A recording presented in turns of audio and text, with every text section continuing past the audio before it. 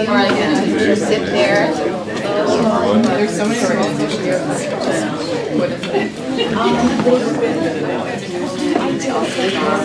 That's fine. I didn't want Don't touch Good afternoon, everyone. We've got about a minute to go to 12:15, but so many of you are here early. I think we can start in a minute. Maybe some people will still come. So we are absolutely thrilled with our speaker today. First of all, he made it through, coming down from Oregon. This morning, What a trooper. 2 a.m. he gets, superhero. Airport. I heard a lot of flights are canceled, came down to, it's just massive floods, etc. I got some kind of an evacuation alert on my text. I couldn't read it in time. I thought, I hope it's not where I'm going. So, but I'm really thrilled because Aaron is really, this is Aaron. Well, he's really at the cutting edge, and his work is really at the cutting edge of the work in this space. Now, many of you are here from my Global Commons class, where we are studying Eleanor Ostrom's approach to commons governance, very much about what do we learn about design, about how things work. We look at self-governance and we see what makes it work. But we don't learn too much about how the heck it got there. How did people come together to actually talk to each other and negotiate and clash and fight and be willing to agree? And I think most of you will appreciate that today on Valentine's Day, such a process is difficult enough with one other person to whom you are greatly attracted. It's true. Let alone global, transboundary, multiple languages, multiple issues, etc. So Aaron he's an academic at the university, at the Oregon State University in Corvallis, but also a longtime practitioner in the field of facilitation and negotiation around water conflict, and bringing together these East and West science, rationality, and faith traditions is really incredibly creative and at the cutting edge. So please join me in welcoming Aaron Rowe. Thanks, Luba. Luba and Rachel are the real heroes here for coordinating all of this. As an Oregonian, I love that you guys applaud me for making it through some rain. I'm definitely back in California, so I will take that story back. I just want to get a sense who's in the room, who has to be in this room, because this is required for some reason or another. Okay, so when you go onto your devices, I won't be offended if you need we have a no electronics policy. No electronics policy. Are we still doing that? Even though you don't want to, that's awesome. They want to. They want to. Who is from outside the university and coming? And you all sat in the back, okay? That means something, and I'm not sure what. And of you professionals, how many are water people? And the rest of you walked in the wrong room thinking this was Eleanor Ostrom. Right? Faith person? Right. How many people? Deborah Streeter. I'm at a public university. I'm so used to not asking that question. Who is here because of the word? Why not? Faith traditions in the title. Awesome. Okay. Good. So that's one of the topics that we're going to cover. I'm from a land grant, sea grant, space grant, sun grant, public university, where we don't talk about these things, and then you go off and become, I'll tell this story when let's start with water. What do we use water for? Everything, especially drinking, which is only a small amount of the water we use, right? So we think it's really, really urgently, but it's not a lot. Agriculture is 2/3 of the world's water. Outside of that, Cooling the system. industry, domestic use, energy, Right. transportation. And again, nobody here said it, even though we just talked about it. Religion, right? So this is one of the points, is in public settings here in the West, we know it, and we don't talk about it over and over. So that's going to be one of the themes. had a grad student come up with pictures of all of these. So this is for the environment. We didn't talk about transportation. We mentioned. I don't know if that's what they had in mind. Hydropower is critical, agriculture, spiritual uses, and of course drinking water. So my world is not necessarily about managing that. I got my master's was in groundwater hydrology, and I worked for, I won't say which federal agency because I guess we're recording, but it was a federal agency that surveys geology. And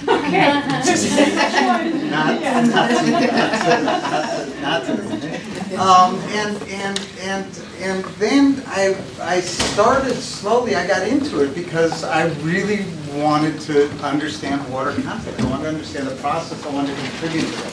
I grew up in a city north of here, San Francisco. Who goes to Santa Cruz to the boardwalk? Laughing Sally? Do you know where Laughing Sally? Yeah. Laughing Sally actually came from the boardwalk in San Francisco, which was destroyed, minus May 1972. But Laughing Sally migrated here to Santa Cruz. My point is I grew up around water conflicts both here and in the Middle East. I went back and forth a lot. And in both places, California and the Middle East, as we know, water and politics are very, very intimately connected. And I thought I would solve these things through science, if only. And so I'd be around really angry people, and I'd walk into the room and I'd say, guys, you don't have to be angry. It's always guys. Guys, you don't have to be angry anymore. I solved it. Here's the solution. What was the response? They're still angry. More angry. What are you from outside? You don't understand us and our, right? Absolutely. So that sent me back for more training in this kind of stuff, the conflict resolution, and I'll talk about the evolution of that.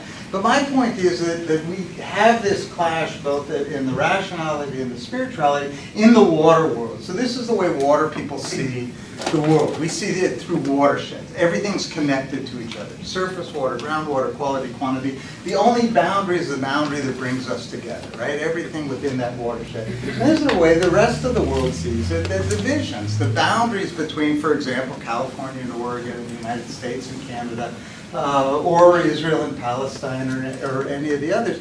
And it turns out that there's quite a lot of places where water crosses particularly tense boundaries. The Jordan Basin, Israel, Palestine, Syria, Lebanon, who did I miss? Jordan? Syria, thank you. Forgot Syria.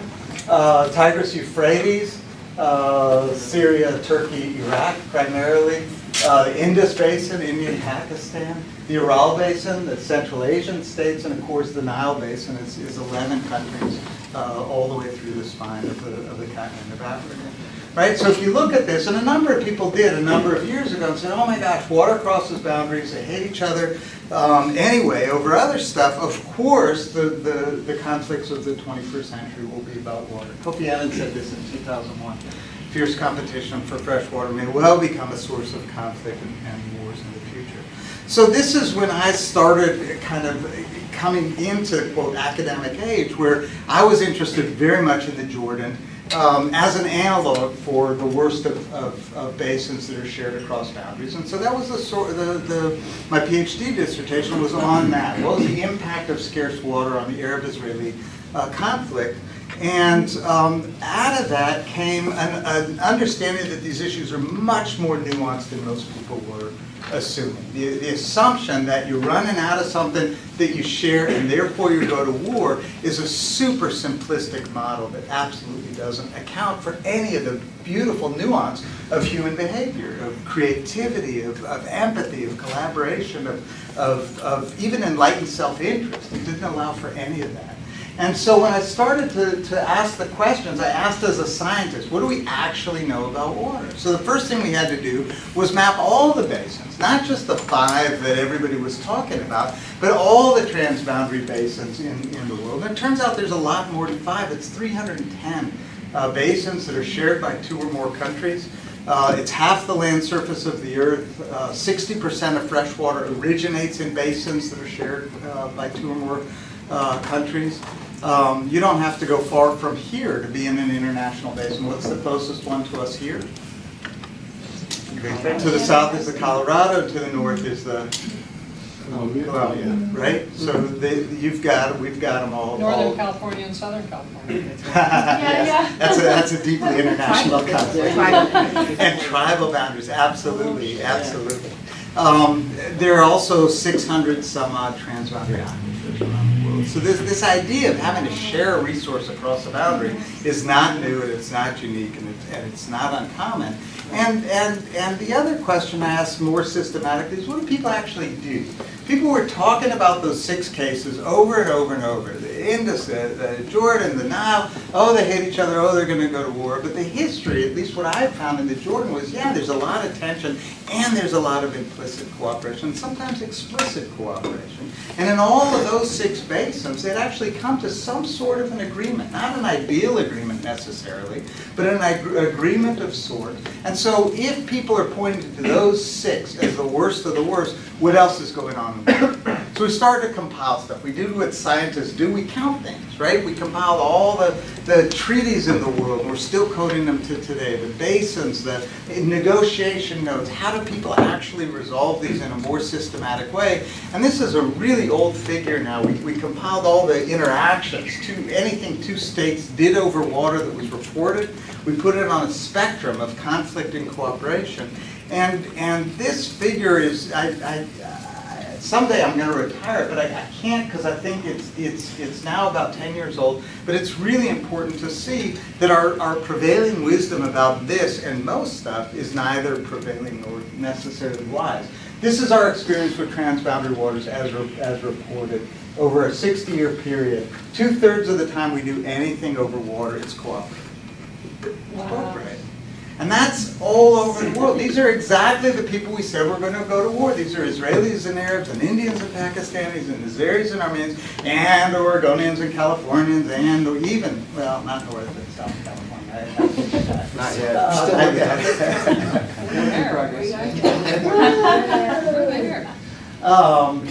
On the conflict side, 80% of conflict is verbal conflict. Right? This is either being reported in the press or being talked about. Who perpetuates this?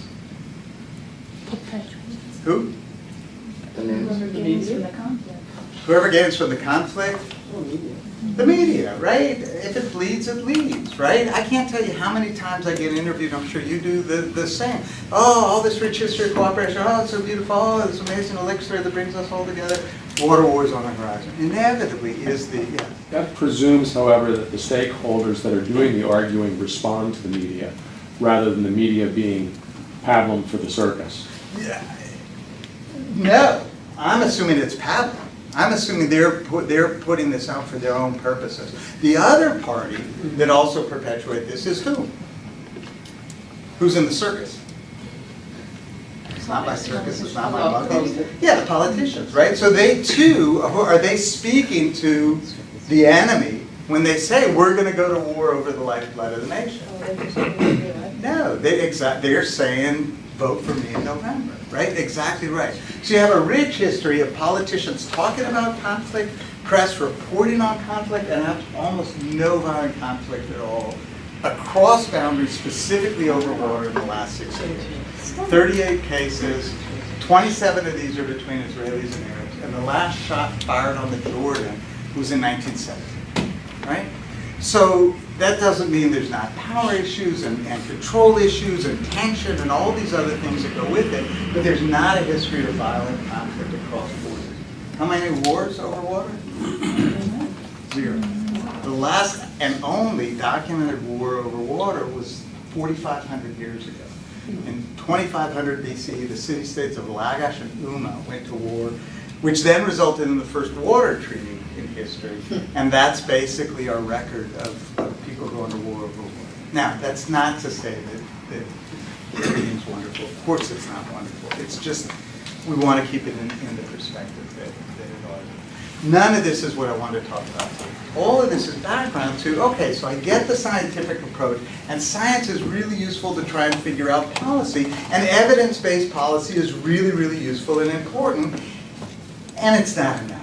I was trained, how many people have, oh, sorry, Kofi Annan came around, the water problems of our world may not only be a cause of tension, they could be a catalyst for cooperation. And this is the current position of the UN, is how do we use water as peace building, as peacemaking, as a way to induce dialogue, even when there's tension over other issues. So this is actually most of my world now. I love the term, we were talking about academic and practical, is a guy coined the term pracademic, and I feel very strong there. Pracademic is that I have the freedom to sit at my desk and think and write, and then this is really a lot of my world now is in the room with a lot of angry people. Like I said, they're almost invariably angry male engineers doing anything they can to avoid sitting at the table together. And this is now the job. It's like whatever the problem, whatever the scale, the problems are caused by people, the solutions are designed by small groups of people in a room. So I got really interested in how do small groups of people in a room work? Because I kept going in saying, hey, I have the solution, right? I have the solution, and they deeply, deeply did not care, right? So. Oh, it's like, are you going to be good now? No, can I borrow this? Yeah, you can borrow. You thought he was stealing your tools. So I took the phone two ways. Which way felt better? Oh, I mean, you were asking for it. When I asked for it. Yeah. Why? Because you asked. Because I asked, right? So if we were scientists, right, and we modeled that interaction, x equals 0, she has the phone, x equals 1, I have the phone. Same process. The only thing that's different is the process. Right? The process is absolutely everything. How do you get somewhere? It's not the solution that matters, it's how do you get there? Is it an outside imposed solution? Is it an inside? Did you craft it together? Did you build the models together? Did you come to the agreements together? Were you asked for your input and opinion? People joke about any Army Corps of Engineer people here? They won't admit to it. So the Corps has a public participation process, which a colleague of mine at OSU is called the 3I, the 3I process of consultation. Invite the public, inform them of what you will do, and then ignore anything they have to say in response, right? So we know, I mean, there's this whole world now of alternative dispute resolution, and how many people know this book, Getting to Yes? Yeah, a lot of people. So Getting to Yes was a great turning point in the US, specifically around alternative dispute resolution. The alternative, of course, was to the legal system where somebody wins and somebody loses, and it's always confrontational. So these guys came along, Fisher and Uri, and they came along and said, hey, there's got to be alternatives, and they designed this. And remember, I'm coming from the sciences, so I read this and I go, oh my God, this is so rational. Separate the people from the problem. It's not the people, right? Focus on interest, not positions. Invent options. You can quantify these. Insist on objective criteria, right? You can almost model this and optimize it and come to a solution. I'm a scientist. I'm like, this is awesome. And then I started to do the work. And I would be in the room, and I really try separate the people from separate the people. People are the problem. They're also the solution. It's like, what do they want? Why are they being so obstreperous? They must really feel threatened here. How do I understand what it is that this individual wants? I can't separate them, right? So I keep coming up, it's great. I mean, let's face it, for the time, it was an awesome step forward. But if you're actually doing this work over and over and over, unless you're dealing with automatons, it only gets you so far. So I went back into the work that I was doing. I was also training a lot. We talked about basins with boundaries, basins without boundaries. And what I would notice when I'm doing the work is there'd be a moment of what I can only describe as transformation. How many people have been in a room where suddenly, a whole bunch of people in the room suddenly understood something new and different? Anybody willing to describe where they were and what happened? No. Yeah. When I was at UCSB, we actually did a mock Israeli-Palestinian conference thing led by people who actually were doing the speaking at Camp David, and they had both sides with their original what they like believed in, and they had them switch sides and have to argue both sides, and so we kind of had to like figure out Israeli-Palestinian conflict from, in my case, the Palestinian side because I'm Jewish, and then the Palestinians had to do the Jewish side.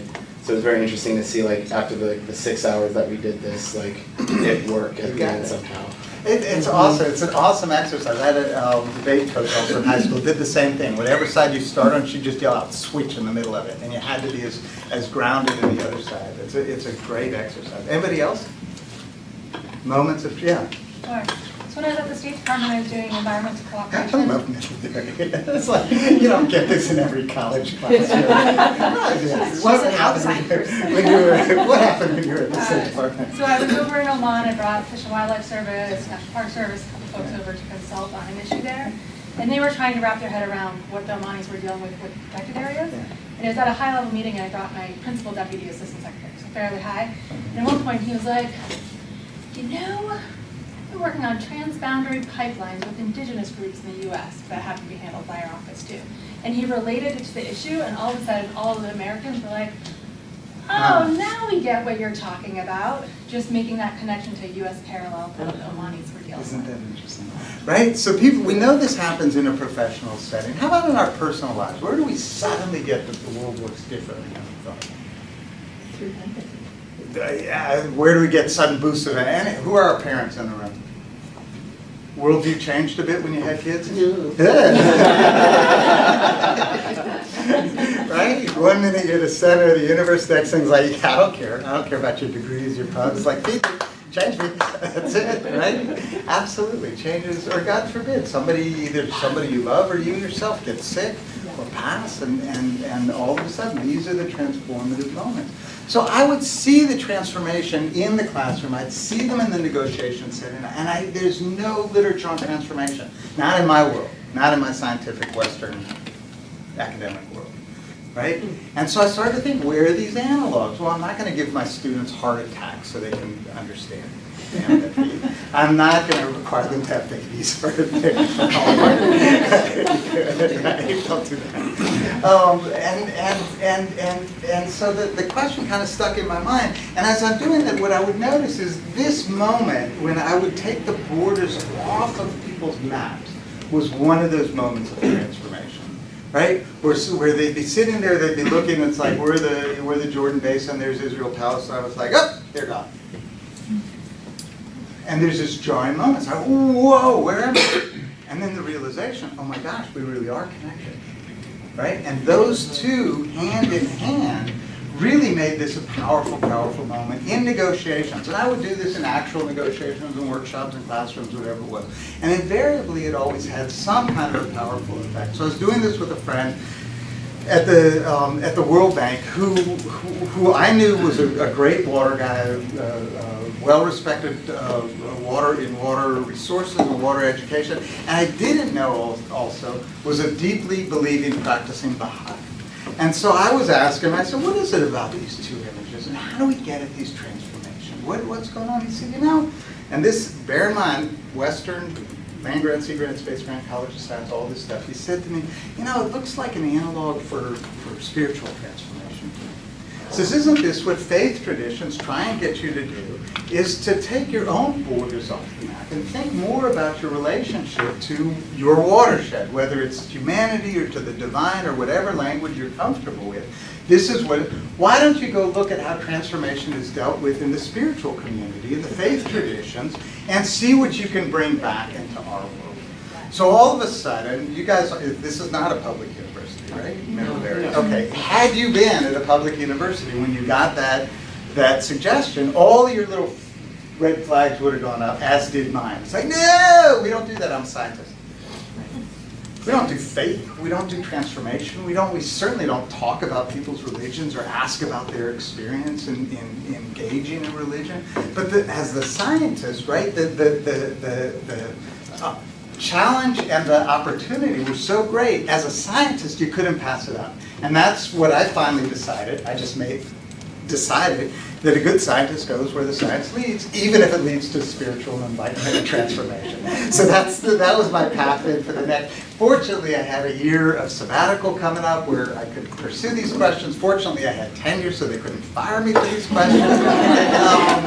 And the idea that there are communities around the world who have been dealing from their own perspectives in the transformative process for millennia and have tools that are explicitly about transformation and helping to change people's minds, bodies, souls. And the idea that there could be practical tools, remember, pracademic, practical tools that we could bring back into our processes of negotiation was just too tempting to pass up. So that was in the first, how many people know Peter Glick? He's up here in Oakland. Yeah, Peter Glick, Pacific Institute. Amazing water guy. So he and I and the Vatican Science Council co-sponsored a meeting in Vatican City. How many people have been to Vatican City? Okay, how many people have been behind the Swiss guards at Vatican City? So, how many people knew the Vatican had a science council? I kind of thought, really? I thought it was a contradiction in terms of Galileo. But it was out of Galileo. So this is now the church's teachings. Is that if church teachings and scientific consensus clash with each other, it's church teachings that has to change. And it's the science council that keeps track of what's going on out in the world. So we had this meeting, and the idea was we would bring together people who had negotiated water at a really high level, and people who, from different faith traditions, who were engaged in, from their perspective, in the transformative moment, to see if there was a dialogue. We had 3 days, and it was awesome. I mean, I got to say, walking past the Swiss guards, I mean, you're out there, and there's a gazillion people, and then you shine your little key because you're staying here at St. Martha's Hospital. You shine your key, and the Swiss guard pulls it. What's it called? A halberd. Pulls it up, salutes. Just kept going back and forth. So here these two communities are kind of embodying this dialogue between science and rationality and spirituality. And as a conference, it was a disaster. We spoke so little of the same language. We just couldn't, in 3 days, which is the standard kind of academic approach to things, we just couldn't get a lot done. So you'd have, the minister of the water minister from Nepal was talking about biofluvial, geohydro something, and next to him is like this Sufi mystic who's just like glowing. I mean, like literally glowing in gold. And you notice people just kind of trying to get closer to him to get some of his vibes off of this guy. And there's just how do you facilitate a conversation in a setting like that? But what did come out was not the answers, but the questions. And the questions are these. It's like, how do faith traditions understand conflict, anger, forgiveness? What processes are used to transform conflict? How does a spiritual understanding of water impact dialogue? How does global management address the spiritual needs? So this now this is now, I want to say 13 years ago? More than that. It's been a trek, and this has really been the focus of my research since. Yeah. Lesson 1. So think now, what I'm going to ask you to do, I won't ask you to do any kind of dialoguing because we don't have the time, but really put yourself in the, how many people love having really difficult conversations? Love having, seriously? This whole side of the room is weird. How many people really like having, how many people avoid having difficult conversations? You could possibly, how many people avoid going to family dinners because you know there's the guy, right? There's the guy. Right? So generally, so that's what I ask you to do is put yourself, and those of you who love this, don't do this exercise. But if you don't, if you're uncomfortable with it, think about getting into a really, really difficult conversation. And think about the very first moments when whoever it is, Uncle Bob or whoever starts to cut off on whatever tense issue of the day he's going to go off on. What's the very first thing that happens? Shutdown. What kind of shutdown? Tense feeling in the tense stomach. Feeling, right? Your Physically, stomach tenses up. Curl over. Your chest tenses up. Feel Your hot. muscles, you get hot. You start to sweat. I'll tell you what else. Your eyes dilate. The pores open up. Your hair on the back of your neck stands up. What's that called? Fight or flight. Yeah, fight or flight. right? So think about that, right? Think, how many people felt that when you first started to imagine it here in the room?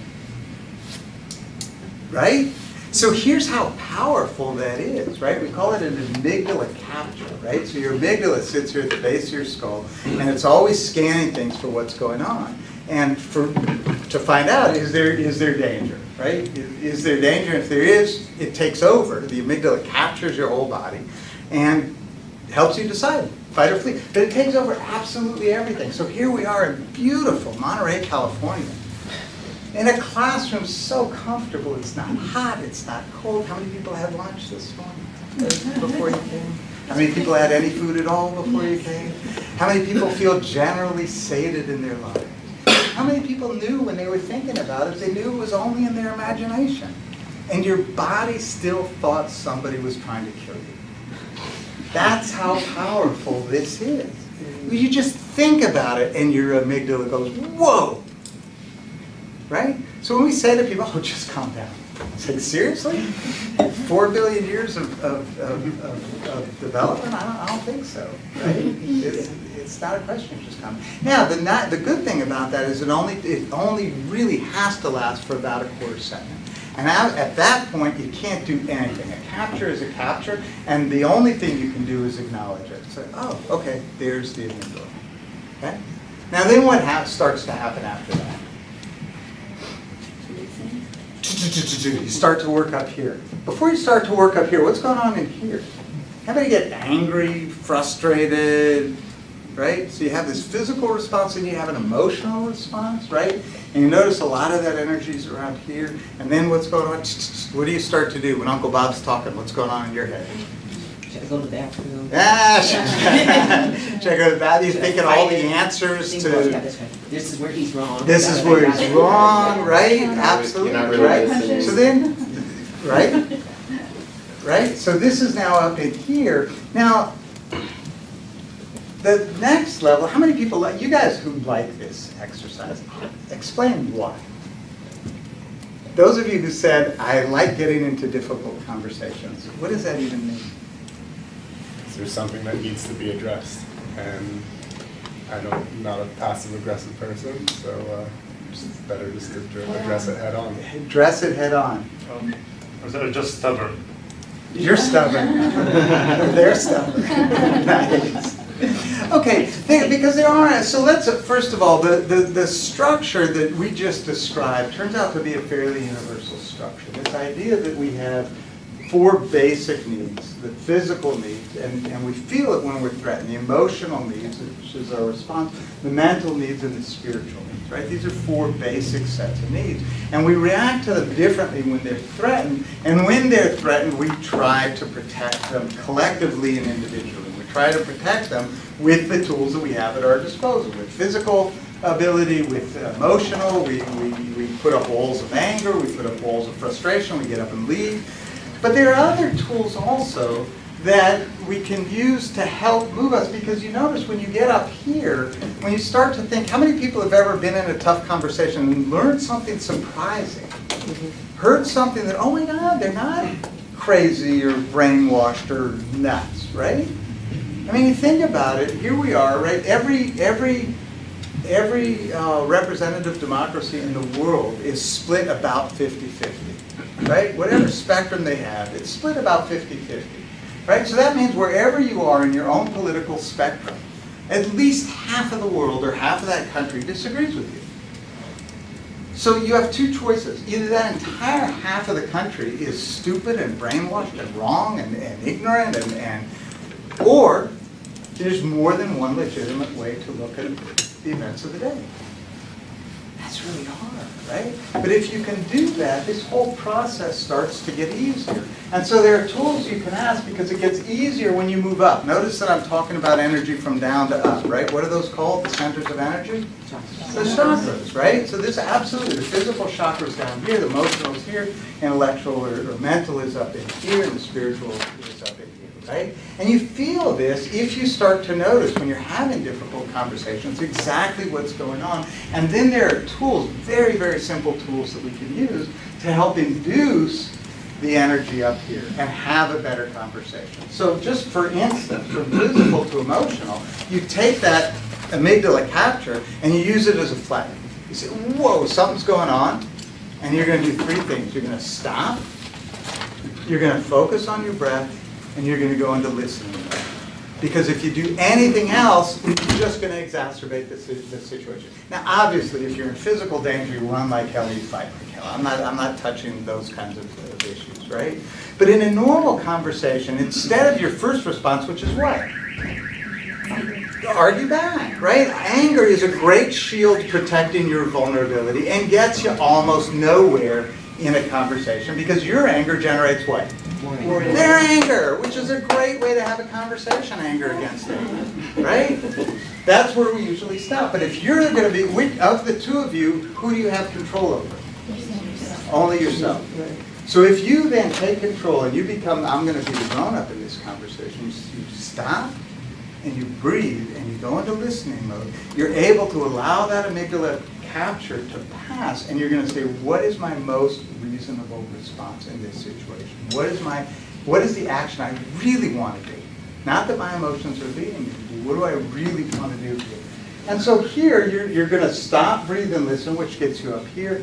Then to get up here, you say, what can I learn in this situation? If instead of feeling like you have to defend absolutely everything, right? I know all of us feel, I am the arbiter of truth, right? Let go of that.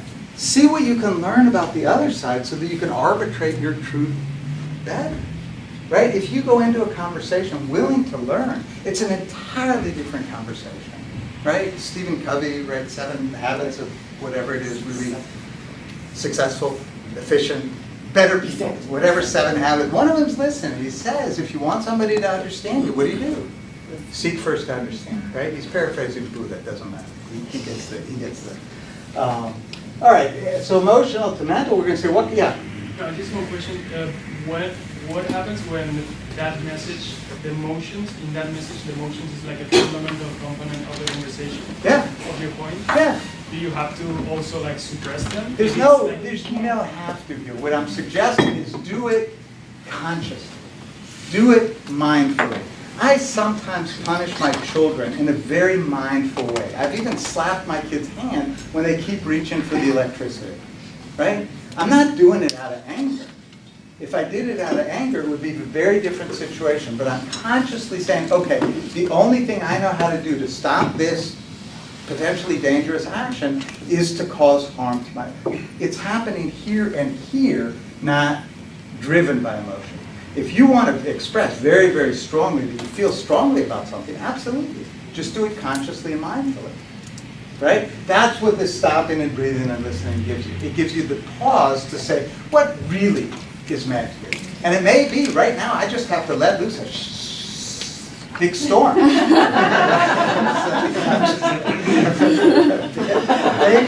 Maybe that's what I have to do in this moment. Maybe I need to be violent in this moment, right? We're doing it consciously, yeah. What you're saying reminded me of the importance of something like an inner witness or an inner observer who then sinks back into, if you can sink back to that inner witness, then you can actually observe what's going on, your feelings, your thoughts, everything. Yep. And also, the other thing that came to my mind when you said positions, interests, values, it's almost like the chakra system, so that you are trying to balance all of those throughout your body and not get stuck in one. Very nicely said. And it's like a dynamic, rhythmic thing that goes on in your body. Very nicely said. So that's what we're going to do. We're going to stop, breathe, and listen here. We're going to say, what can I learn here, which gets us here. And then the next question, if you're really brave, what do I share with this person? No matter who the other person is, no matter how viscerally they disagree with you, or you with them, at some really fundamental level, you share something. And your task then is to figure out what that is and to see them through that prism. Okay? Now, awesome, right? How do you do it, right? I'm still the scientist. Oh, that's beautiful. Oh, yeah, Buddha said this. Anybody recognize, you mentioned the chakras. Besides the chakras, anybody else recognize these? It's a little bit like Maslow's hierarchy. A little bit like Maslow, right? Absolutely. So Maslow's hierarchy of needs, right? So he basically says the same thing. You need these things and you need them in order. Maslow has changed since our day.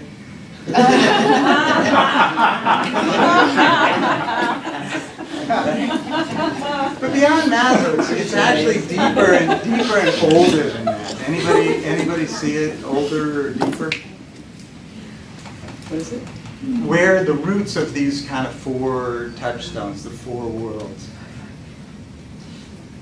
Yeah. So, sorry? Buddhist meditation. Yeah, Buddhist Focus on the meditation body, is exactly see what right. you're feeling, what are you thinking? Yep. Cormac and Man in the Serengeti. Also, right? Elements Basic of four, needs. yeah, earth, wind, fire, and water. Yep. Yeah. Awesome. So yes, all of those. In my tradition, this comes from Moses going up Mount Sinai. Moses went up these four worlds as it starts at the base of the mountain, and it's all the people, and it's the physical holiness that's addressed, and then only he and 70 of the elders continue up Mount Sinai, and it's a Jewish event, so what do halfway up? Eat, of course. Bagel, right? So they're up on Mount Sinai, there you go, right? Have a big feast, and then only Moses himself goes on, and at the top of the mountain, what's there is just the cloud. Cloud and quote emptiness. And so those four levels, and then when the yeah. If you go back to the Maslow's hierarchy again, please. I've read somewhere that Native American, there's a Native American myth that actually turns it over its head, this Maslow's Yes. hierarchy, and says that without self-actualization, you can't have a decent society with appropriate safety and physiological and esteem, etc. So what do you, Wait. Okay, all right. Stop. Breathe. Listen. And then see if I don't get where you're going. Okay? Right? You notice the energy, right? We all, it's awesome. We're engaged. That's good. But be patient. Right? So when the temple's built in Jerusalem, it's a guided meditation through these four levels, from the outer chamber to the inner chamber. And again, after the Ark of the Covenant is lost, what's in the Holy of Holies is emptiness. And I put emptiness in quotes. And then when the temple's destroyed, the Jewish prayer service, if you look at it through this prism, it's absolutely a guided meditation through these four levels. People that know, you start with the physical, you wrap your tefillin and talit, and the basic prayers are thank you for the body. And then the Psalms, and you get really excited emotionally, and then the Shema is the unity of the divine, and then you move into the silent prayer, right? So this is passed on in different formats, but very explicitly as a guided meditation through these four. And as you noticed Buddha, but before Buddha, this shows up in Hinduism also, right? So Vishnu's four totems, if you look at this, the mace, the physical strength, the lotus flower, the glory, the discus is the mind chakra. And the conch sounds this beautiful Om, right? And if you hear the Om, it in of itself, it starts low, right? Om, and then there's the silence, right? I love this idea that the silence represents the spiritual. Because we'll get to that, because what do most people want to do in negotiation? Talk. What should they be doing? You mentioned this precisely, Anapanasati, right? This Anapanasati Sutra, Buddha talks explicitly about these four levels in our needs, and we breathe differently through them. And the four jhanas that we have, the four levels of consciousness, absolutely each one addresses a different level. And his four sights address each of them, right? So he sees an old man representing the physical impermanence, the sick, the suffering, the dead, which is the tenuous link between being and not being, and then the aesthetic, the spiritual path. So we see this in many traditions in Christianity. By now Christians are always going, wait, where are we? You're here. The churches of Europe, if you go through, right, and you mentioned the four elements, right, also in order, and with themes, biblical themes that represent each of the four. So who's the mind chakra right there? That's Adam, the the fruit of knowledge, right? There's 4 archangels who all defend each of the 4 elements, and at the time in Europe, what were all archangels? White men, yes, white men, yes. So Disney has come and saved us from that. No, so this pretty, yeah. Who mentioned the native tradition? Yeah, absolutely, right? So they see it as a circle, right? And it's all in perpetual balance. And this is exactly the point. So this was gifted to me by Sammy Matza, who's Ogallala Lakota, and Shoshone Bannock. And there are versions of this all up and down the Americas, particularly on the West Coast. That it is a cycle, it's a circle, and that they all need to be in balance. And there's a lot of things that are explained when any one of these is out of balance, and we can see that. In Islam, there's beautiful, beautiful teachings about different kinds of laws that go to what's also universal. Not only are the force relatively universal, the order is relatively universal, although you rightly noted that in a lot of traditions there's swap. This whole mind-heart relationship is kind of tenuous. In a lot of traditions, the thinking comes from the heart, right? Which makes sense. You've got the left brain and the right brain. You've got the rational and the aesthetic kind of balancing each other out, going, well, this is what my intuition says, and this is what my rationality says, and this is it. And then it's the heart that if you listen to it, that's the one that takes the balance. And then based on it being tapped in is the actual decider, right? It's a nice Valentine's Day theme for our day here. And so this structure, this idea of the 4 is fairly universal. But the other thing that's really nice about them, and it's useful for us as facilitators, is that the deeper you get, the differences between us start to dissipate, right? So that Sharia is explained, this is the physical law, and explains what's mine is mine, what's yours is yours. Tariqah, prayer from the heart, explains that what's yours is mine and what's mine is yours because we're connected. And then Hakika, up here at the level of truth, is there is no mine and there is no yours because we recognize that the source is deeper than that. And finally, we end up at Marifah up here, there is no me and there is no you. And that's actually when those of us who've been in very intense processes with groups of people, you know that's what starts to happen. We start to empathize with each other at a real tangible level. We start to be able to, as you said, explain each other's position, understand each other's position. We end up oftentimes much, much greater bonded simply from the experience of having gone through this. And then it's hard, bless you, and then it's hard to go back to our constituents because what do they want? They want what's mine. What's mine is mine, right? Don't go telling me about how you connected with the other side. I'm not interested, right? So this is one of the things that we need to be aware of. Let me just give 1 or 2 examples in water. Remember water?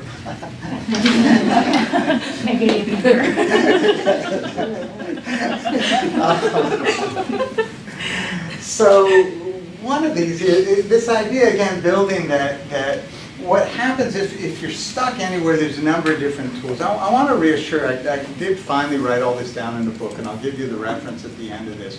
And what I tried to do was be really systematic, again, as a pracademic, really systematic about the practical tools that I found useful. And so the book is there on these 4, what I've come to call the 4 worlds, at different scales, and how you might use them in your own practice. But one of the tools is elevating the conversation, right? You get stuck on a conversation. Actually, let's do a quick exercise. Everybody team up with somebody. Team up with somebody. Everybody has a partner? Who does not have a partner? Who does not have a partner? Who does not have a partner? Okay. So, can we throw out in the room, just by topic, not on position, but by topic, what are the most sensitive issues facing us today? Climate change issues facing us today. What do you think? Sorry? Me Too, sexual harassment, what else? Immigration, race. Really, California, we don't think about economic inequity, guns? Oh, yeah, good. Oh, yeah. We don't have a lot of those here. Yeah, we don't have those in California. Ready? Abortion, is this not an issue in California? Natural No. meat. No, you can't get one here. There are whole portions of What? the So The what I high-speed train. Leaving It's the high-speed train, I heard about that. As long as it stops before the Oregon. living space. So, what I'll What, you ask guys you don't to want do more Californians? with you and your partner is be on opposite sides. Pick any of the sensitive issues, and role play opposite sides. And it doesn't matter who you are, because everybody knows your role playing. So this isn't gonna harm you. And what I'll ask you to do is not focus on the things that divide you or being able to present your position, but actually focus on 3 things on which you might agree. See if you, in the next 2 minutes, can come up with 3 things that opposite sides of a sensitive issue might agree. Okay, go. Let's include this point, let's say, I'll take the position that the developed West has no obligation to develop the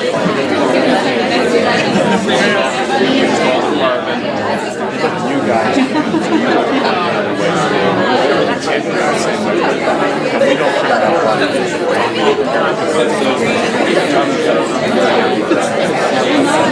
that's my heart. So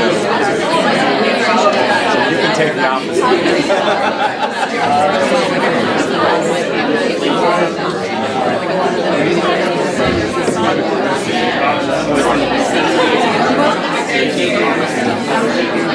Seems like a perfect idea. There is an argument that the West,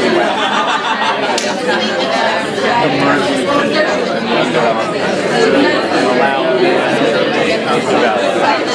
the problem is in doing that, global warming gases. We have already developed a lot of my view is we're not going to produce any more global warming gases. I don't care how hard you develop it. I don't care if you develop or not. That's your problem. That's the issue. Does that make sense? Now you agree with me, we have a problem. You have to take the opposite.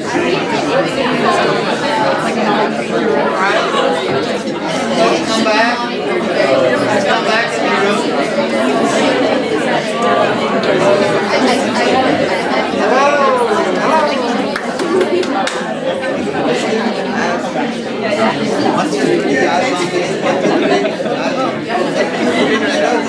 Alright, so let's hear a couple.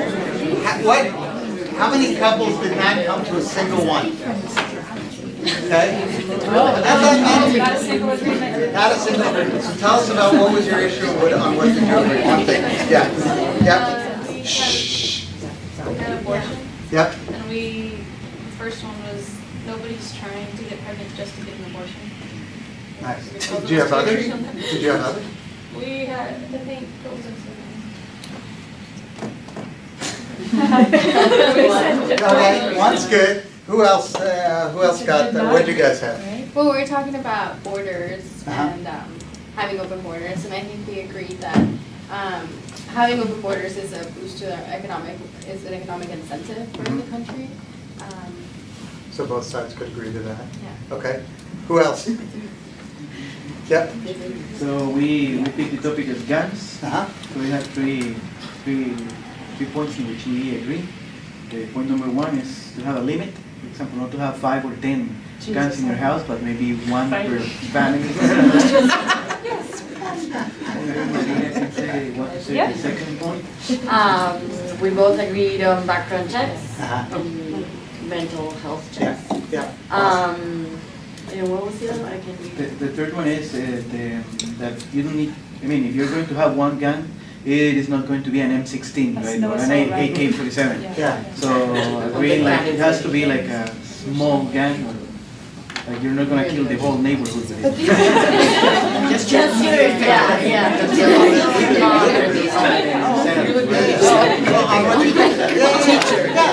Who else? Oh, somebody somebody over on this side. What was your issue, and on what points did you agree? Yeah, so climate change, but like the problem, we both are IAB students, so we both agree. So I played as a climate change denier. Yeah. I talked to, like, the Earth is cooling, look here and there.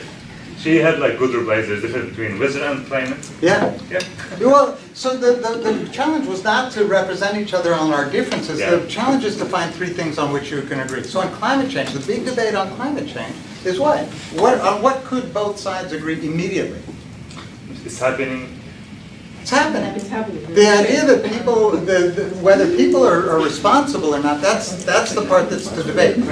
In my lifetime, in recent lifetime, the conversation has evolved. It used to be that it wasn't happening, and now it's happening, but people, so if it's happening, what can we agree on immediately, which would be huge? Adaptation, absolutely. Oh my gosh, if it's happening, let's figure out why 17 is so undrivable when it rains. Sorry, you came on, trying to avoid that. Let's figure out how to fix Houston. Let's figure out how, we know the storms on the coast are getting better. Let's figure out. And if you can agree on a program with adaptation, that's like 75% of what you want anyway, right? If you don't agree that the particulates are causing climate change, agree we should get them out for health reasons, for economic reasons, right? So my point is, this very exercise shows exactly, if we focus on this model, and this is how our needs are represented in individually in groups, is our positions, our interests, our values, and harmony. And so what we learn to do, one is, again, stop, breathe, listen. And two, we learn to raise the conversations to the value. Pro and anti-gun folks both agree on what value. What drives them both to the core? Safety. Safety. Safety. How can both communities feel safe? Right? That is a great place to start a conversation, not, I want to take away your this, or I want all my that, or that's not where. So elevating the conversation, because we share so many values. We all want good schools, we all want great economy, we all want, that's where you start the conversation. In a water conversation, you don't start with how shall we get water back in the stream. We start about our shared vision for this beautiful watershed which we love, right? Elevating the conversation, and then backing into, once the relationships have been built, backing into the difficult issues on interests and positions. I'm going to keep going because I'm running out of time, and then there's going to be a host of time for discussion. So let me speed through. That's not going to be that speedy. Just take your time. The other thing, so that's what you all did. You found values that you share, right? Both of you guys on abortion, you were really focused on the woman herself, right? What's driving her, right? It's not because she wants whatever welfare benefits or anything like this. Nobody's doing this on purpose because they want this procedure, right? So focusing on the values that we share is such a critical lesson. The other is to nuance things, right? So I listened to, how many people listened to the State of the Union speech, right? There were so many great words there that needed nuancing, and nobody was nuancing. What's the one that all of us have heard a lot about lately? The wall. What the hell is a wall? Every time you ask somebody what's a wall, it's a different wall. And it may be that if you define it this way and we define it this way, maybe we can agree on a, quote, wall, and we'll both go back to our constituents and say, we got what we wanted, and we can agree, right? I've seen this with dams, right? Uzbekistan and Kyrgyzstan. Kyrgyzstan's building the biggest dam in the world. Why are they building the biggest dam in the world? It's the biggest dam in the world, right? If efficiency was the only issue, you don't use pyramids to bury people, right? There's reasons that people build the biggest thing in the world, right? So they're building the biggest dam in the world, and so Uzbekistan downstream said, well, we don't want the dam. Well, we're going to build the dam. Oh, we're going to go to war. Oh, we're going to go to war. And they both agreed to make the dam a little smaller. And Uzbekistan went back and said, we stopped them from building their evil dam. But in the spirit of brotherhood and regional development, this and this and this, go ahead. We agreed to a smaller dam. And Tajikistan upstream, they said, we stopped Uzbekistan from stopping us. We're going to go ahead and build our dam, but in the spirit of brotherhood and regional development, we're going to make it a little smaller. Right? That's how these things get done. What was the other issue? There was another great word that was not defined. Don't remember. State of the Union, great teaching. How about border security? What does that mean? Border security, it wasn't about the border, it was, socialism, oh my God. Oh my God, we're not gonna be a socialist country anymore. So when the AOC and the new breed are talking about socialism, what country do they have in mind? Russia. Denmark, not Russia. They have Denmark in mind, they have Sweden in mind, they have, right? And when the anti-AOC and all that, when they hear socialism, what do they hear? Soviet Union, Cuba, evil, right? Venezuela, absolutely. Right? So that's it. It's like, okay, let's define the terms. Let's nuance the terms. What do you mean by this term? And you can get a long way. So we elevate the issue, we nuance the issue, and we figure out what we can act on without having to do either of those. So with the gun stuff or the climate stuff, there's clear action we can take without having to agree. With vaccinations, it's a little more sensitive because these are individual decisions, right? So those are kind of three basic actions, and I just want to give this one example, and then we'll open up for discussion. So this is a map of Israel with occupied West Bank, Gaza, which I'm not even trying to find. Anyway, this is the middle. This is Jordan Basin in all its beautiful nuance and complexity. And I want to focus right in here. When Israel and Jordan started to negotiate, there's an area right in here where the Yarmouk comes to the Jordan. I want to say this diplomatically. The border, in the time Israel had control of this area, the border had migrated by itself into Jordanian territory. I'm not saying anybody was at fault. I'm not saying anybody did it. I'm just saying the border migrated. So when they sat to negotiate, Jordan said, "I want the land back." Israel had been farming that land now since 1967. How many years has that been? A lot. 50. So they've been farming land for 50 years. So you come to the land, it's not bigger than this building, right? This is the strip of land here. And so they come to negotiate. We want the land, you can't have the land. We want the land, you can't have the land. So here's a great place of both elevating and nuancing. What do they both want if we're elevating the issue? What do they both want out of these negotiations? Sorry? No, higher than that. Most want to feel like they won. Feel like they won, and The wine they probably throw. peace. Remember peace? Right? Presumably, we're in negotiations because we want peace. They're negotiating a peace treaty, right? So that's the higher level. Now, the nuanced level, what does each side actually want? Here's the territory right there. What does Jordan actually want? That stream. Not the stream. The allocation of the stream is separate, and they dealt with that. The benefits of the crops. Not Jordan doesn't. Not Jordan? No. What does Jordan want? To stand up against Israel? Safety? Partly. They can be secure against further Not encroachment. secure. There's something even more fundamental for a government. What do they want? Historical borders? Not historical borders so much. All of this is represented in what they want. They want sovereignty. They want sovereignty over this territory. What does Israel actually want? The farm. Not so. They know they don't have sovereignty over this land. This is not even land that anybody's arguing that they deserve sovereignty. What do they actually want? Is it more economic for them? They want. It's not the crops. They want to farm. Right? Yeah. These are people who've been farming it for 50 years, right? They've been going out and farming. Now you have a tangible issue. Now you have an issue where you might be able to say, is there a solution that Jordan can gain its sovereignty and Israel can continue to farm? Yes, absolutely. What was the eventual solution? Anybody knows? It becomes Jordan, but the people stay? Not the people stay. The people move, but they continue to farm. The sovereignty goes back to Jordan. Jordan flies its flag over this little strip of territory, and it's kind of now a big kind of tourist deal because Israelis can cross into this part of Jordan without visa issues. They call it, there's a peace island and a little peace park there, and you go across. But if you see in the distance, that's a Jordanian flag now flying over. That's what Jordan wanted, and they leased the land to Israel for 25 years of it, right? So they have sovereignty, they have what they want, they have control and beneficence to their neighbor now, they will lease it to Israel for 25 years. Yeah.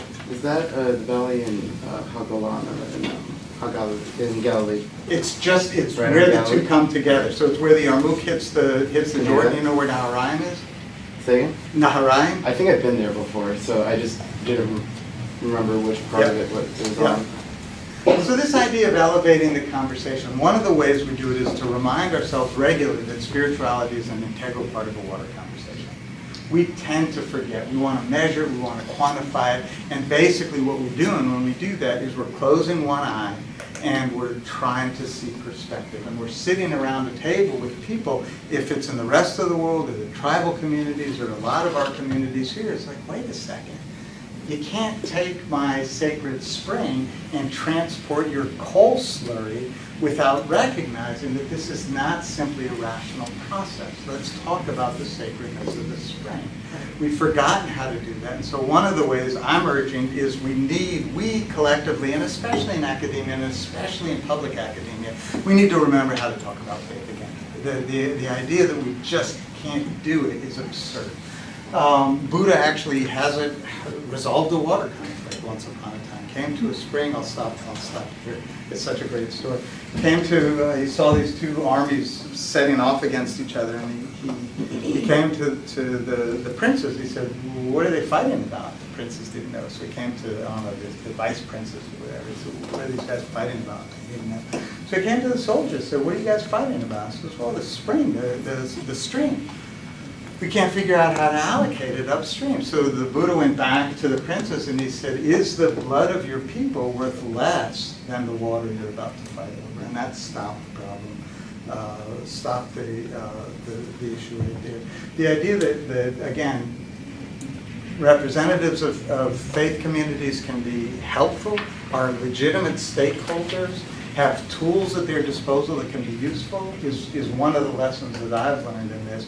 And increasingly, whenever I'm involved in trying to bring what we call a stakeholder group together, this is one of the stakeholders that I've seen. The Copts on the Nile, Catholic Church has been amazing on the Columbia, calling out the sacredness of the river as a whole and its unifying force.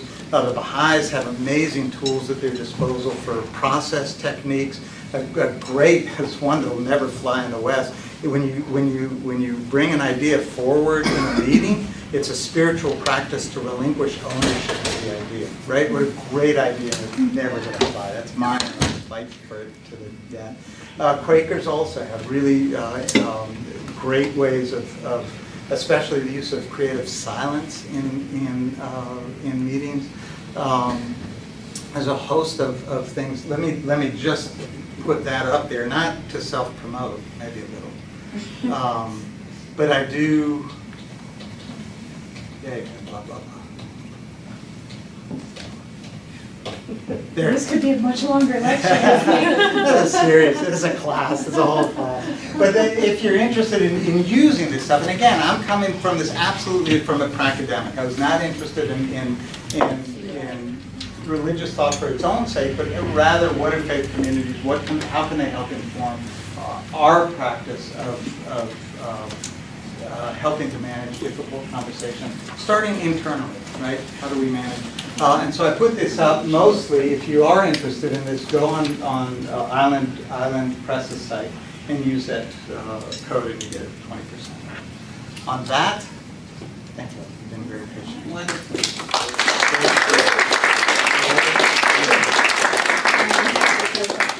Yeah, absolutely. And I know Lupa's class has to stay here, so but anybody else can just get up and go. As I want to give first crack to you, ma'am, because I asked you to hold off.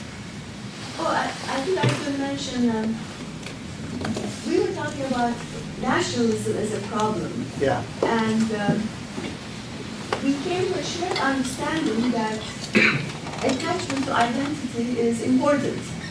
Yeah. And that, yes, one could be a nationalistic person, but also be able to accept multicultural identities if identity itself is something important for safety, emotional security, and so on. Yeah. Is that right? Yes. It's beautiful. It's the teaching that I'm drawn here. Later we talk about the relationship between the two things, between self and other. And again, there's a beautiful idea of a balance, just as you described it. The word for, not empathy, but for compassion, in both Hebrew and Arabic comes from the same root as womb. Exactly.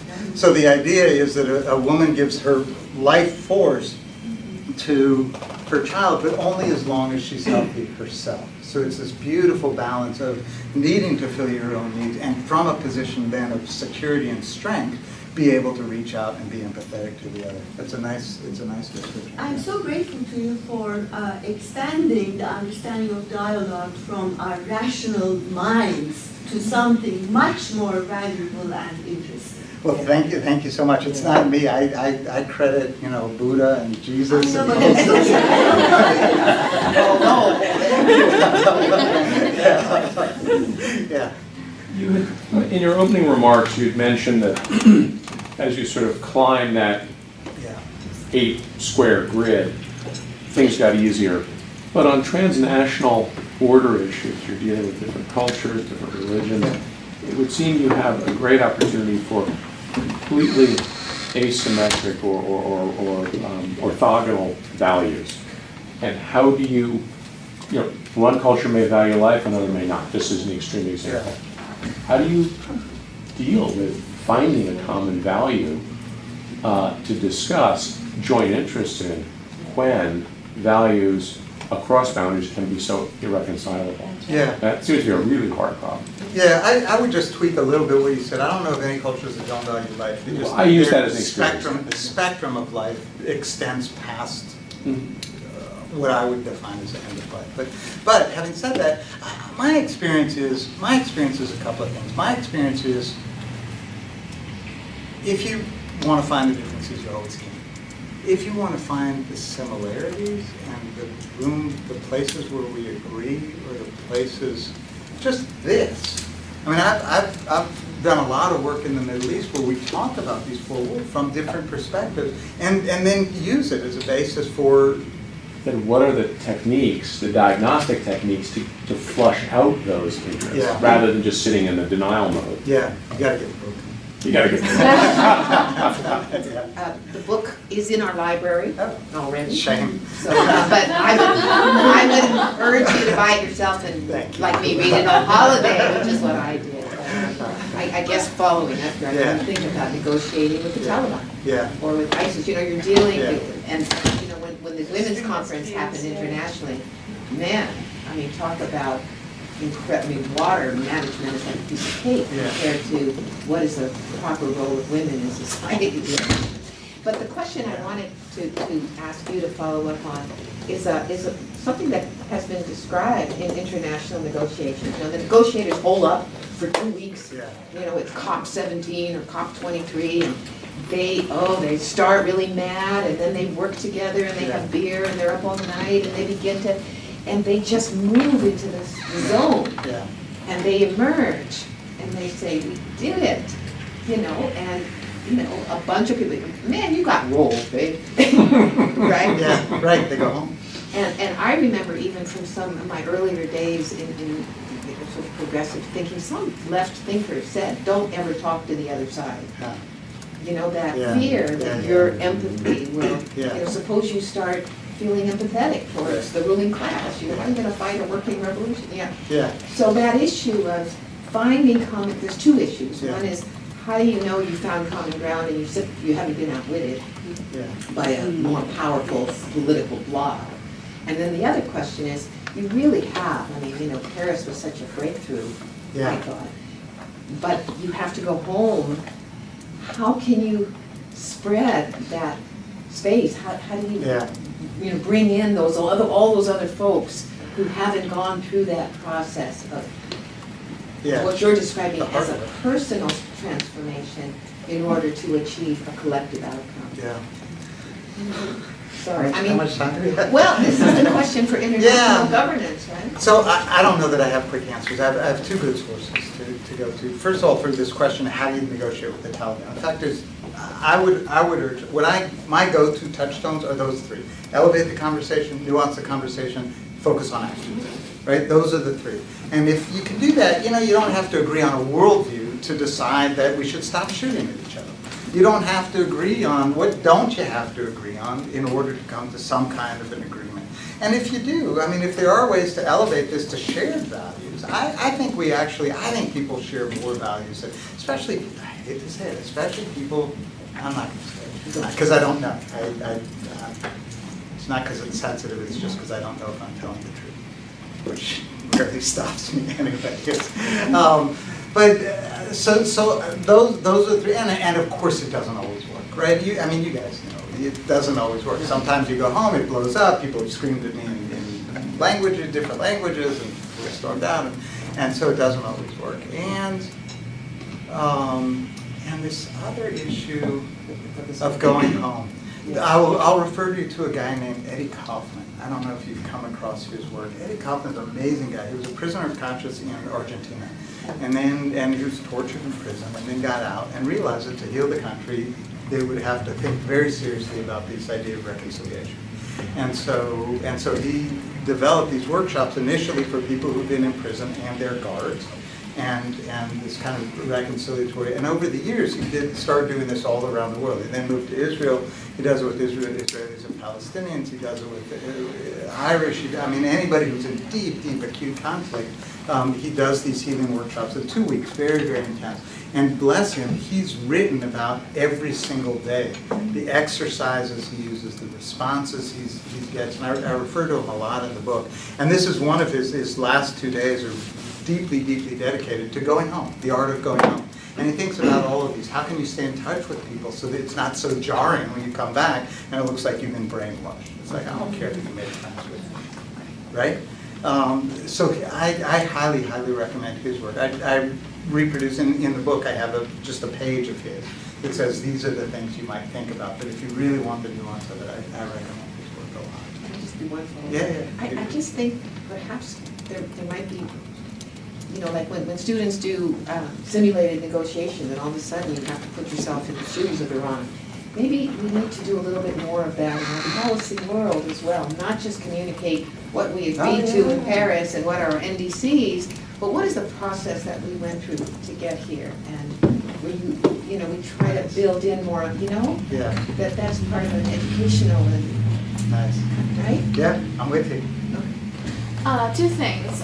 First thing you probably touched a little on was, especially this question, but I just find it kind of hard to digest the fact that like how you can use faith as a dialogue with terrorist organizations when they themselves use faith, their own radicalized version of faith, to monopolize natural resources for their own gain. So, how Look, I'm not going to say this works everywhere. I'm deeply not. But I want to be careful, again, to nuance this question. I'm not suggesting you use faith. I'm saying you use the tools that faith traditions offer to us. So, for example, if somebody's really, really agitated, this I'll give you this gift, this Valentine's Day gift to all of you. Okay? In fact, let's do it. I need somebody who can act really, really angry. Really, really angry. Jeremy. No. Pretend your pen just blew up. Remember? Your pen just blew up. You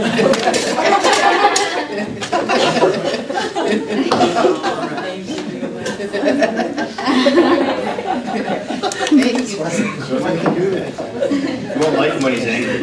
So go ahead and sit there. Yeah, this one.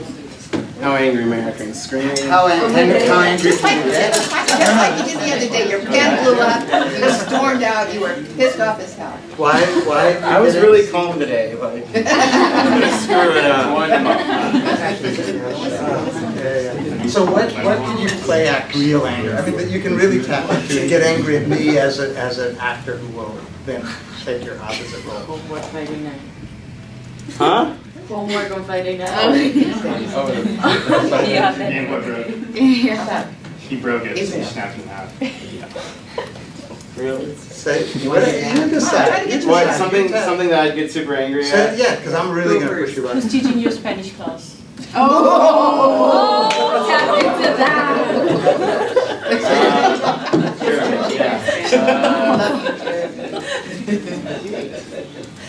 I don't even know what to think of. There's so many things. Why did you stop your car in the middle of nowhere, in the middle of the street? It's raining, you have no distance in front of you. Like, what are you doing? No, too much? Okay. No, too easy. Too easy? I need something you can dig into. Is there? I know that one. Okay. So who could I be that would get really, really angry? Well, I have had to deal with people calling me like subhuman just because I was like somewhat pro-Israel, but I consider myself a little bit in the middle. So Is that somewhere you want to go in public? Okay. All right. What on earth gives you people the right to build this state, displace an entire other population? What are you kidding me? Jews is a religion. You don't give every religion a state. You know, this is the Catholic state. Oh, this is the Protestant state. You can respond anytime.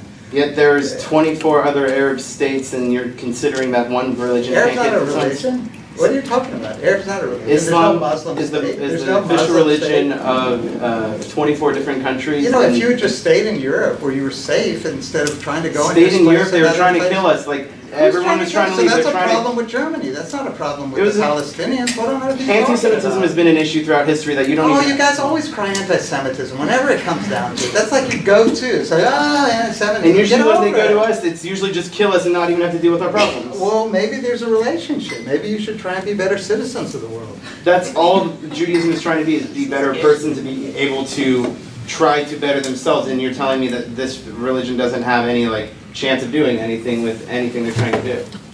It's a little bit circular, sorry. No. So go back, go explain what you meant. The whole point of Judaism is to try to be a better person and to try to just repair the world and just go through what you're doing and fixing what you've either wronged or fixing what's going on. So you use the term repair the world. I don't know. Tikkun olam, it's a basic tenet of Judaism. Really? Yes. And so how do you repair the world? It's a great concept.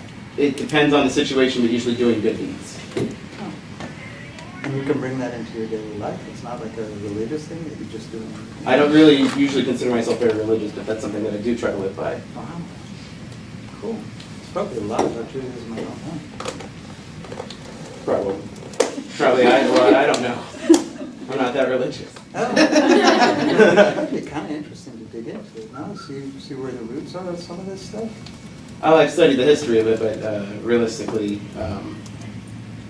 yeah, that'd probably be a good idea. Cool. Should we maybe get together next week? See what we can learn together? Sure. Thanks.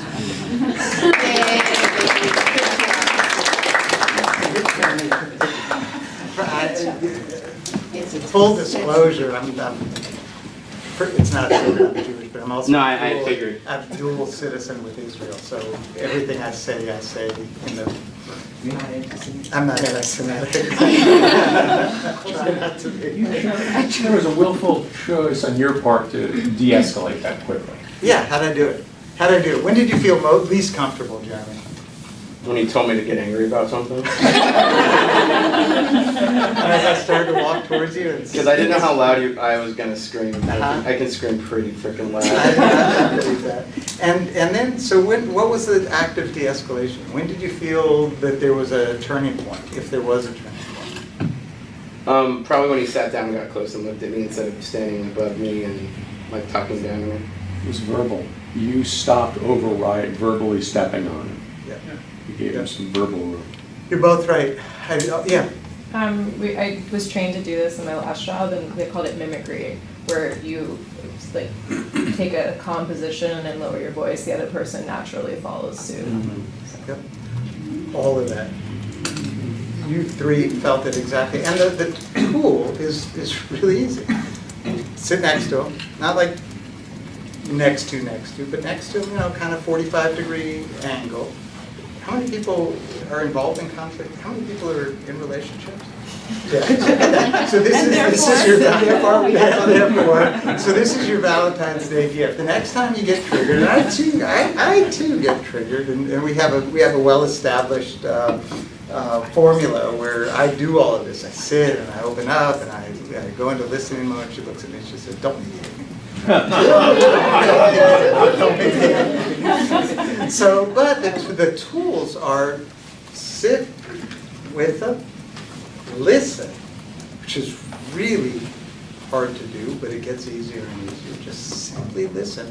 And you picked up on it. This is a Buddhist meditation technique. Is that if you breathe the same pace as somebody, you can actually slow their pace down. If you talk quieter, they talk quieter. If you listen, they listen. If you understand, they understand. Powerful, powerful tools, but it has to come from the heart. This isn't something, because then you get your wife going, don't mediate. You also switched from making statements to Yes. asking a question. Yeah, asking questions, right. So all of these are the tools. The tools, anybody know the game of Go? It used to, right, so the game of Go, they used to say a moment to learn, a lifetime to master. It's the same with anything. These tools aren't hard to learn, they're really hard to master. But I urge you to do it in the name of Tikkun Olam. What a great way to end up. Could you give us just a story about maybe one of your most successful negotiations when you were engaged in a transboundary negotiation, or just some stories so to flesh that out? So I can give one of each, and they're both in the book. I give the one where I got both of them. These tools came out this way. So is that thing on? Do you want me to stop it? Yeah, let's stop it. Yes, let's stop it. Thank you so much, Aaron. We'll wrap it